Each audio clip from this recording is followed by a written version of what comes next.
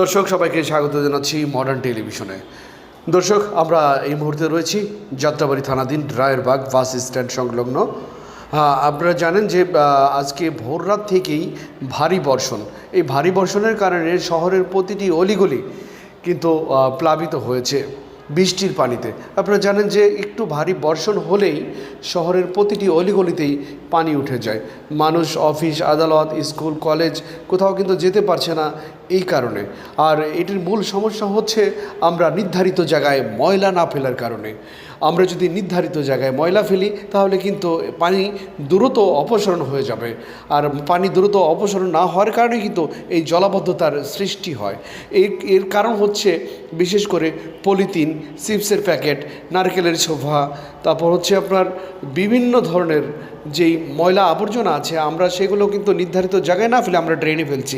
ড্রেনে থাকার কথা হচ্ছে শুধুমাত্র ময়লা পানি, সেখানে আমরা দেখতে পাই জুতা ছেঁড়া, কাপড় ছেঁড়া, ব্লাউজ ছেঁড়া, এই যে বিভিন্ন ময়লা আবর্জনা আমরা ড্রেনে না ফেলে আমরা যদি নির্ধারিত জায়গায় ফেলি তাহলে কিন্তু পানি দ্রুত অপসারণ হয়ে যাবে, তাহলে কিন্তু জলাবদ্ধতার সৃষ্টি হবে না। মাননীয় প্রধানমন্ত্রী ইতিমধ্যেই কিন্তু এই জলাবদ্ধতা এবং এই বজ্র ব্যবস্থা নিয়ে কিন্তু ব্রিফিং করেছেন। আপনারা জানেন যে ময়লা পলিথিন সহ নানান ধরনের যেই ময়লা রয়েছে সেই ময়লা যদি আমরা নির্ধারিত জায়গায় ফেলি তাহলে কিন্তু এই জলাবদ্ধতার সৃষ্টি হবে না। এই জন্য গণপ্রজাতন্ত্রী বাংলাদেশ সরকারের মাননীয় প্রধানমন্ত্রী থেকে শুরু করে যারা পরিবেশবিদ রয়েছেন সকলকে সচেতন হতে হবে এবং সরকারকে আরও কঠোর ভূমিকা পালন করতে হবে। কঠোর না হলে এভাবে আমরা রাস্তাঘাটে যদি এভাবে আবর্জনা ফেলি, পলিথিন, চিপসের প্যাকেট, জুসের বোতল, আমরা করি কি বাসে বসে আমরা জুস খাই, জানালা দিয়ে আমরা ফিকে মারি, আসলে আশেপাশে কি মানুষ আছে না কেউ আছে আমরা কিন্তু সেই দিকে লক্ষ্য করি না। তাহলে এই যে এইভাবে যদি আমরা ফেলি, দেখা যাচ্ছে আমার ঘরের একটা দরজা নষ্ট হয়ে গেছে, কাঠ নষ্ট হয়েছে, আমি কি করি সেটাকে ড্রেনে নিয়ে ফেলে দিই। আসলে ড্রেনে তো ফেলার জায়গা না, নির্ধারিত একটা জায়গায় ফেলতে হবে। যারা পরিচ্ছন্ন কর্মী আছে তারা এগুলো নিয়ে নির্ধারিত জায়গায় ফেলবে। আমরা যদি এভাবে ড্রেনগুলোকে বন্ধ করে দিই তাহলে পানি তো আর আকাশ দিয়ে উড়ে যাবে না।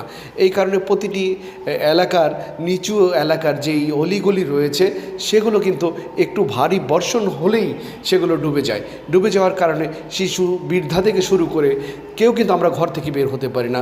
আজকে ম্যাক্সিমাম মানুষ কিন্তু স্কুলে যেতে পারে নাই, যারা শিশু বাচ্চা রয়েছে বিশেষ করে এই হাঁটু পর্যন্ত পানি। আমি আপনাদেরকে দেখানোর চেষ্টা করছি, এখানে প্রায় হাঁটু পানি কিন্তু রয়েছে।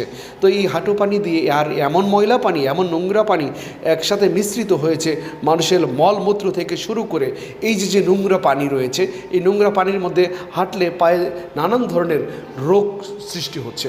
তো এই জন্য সরকারকে আরও কঠোর হতে হবে, কঠোর ভূমিকা নিতে হবে।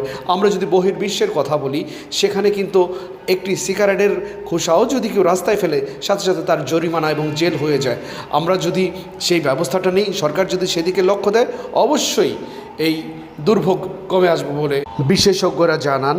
যে আসলে দুর্ভোগ কমতে হলে আমাদের নির্ধারিত জায়গায় ময়লা ফেলতে হবে।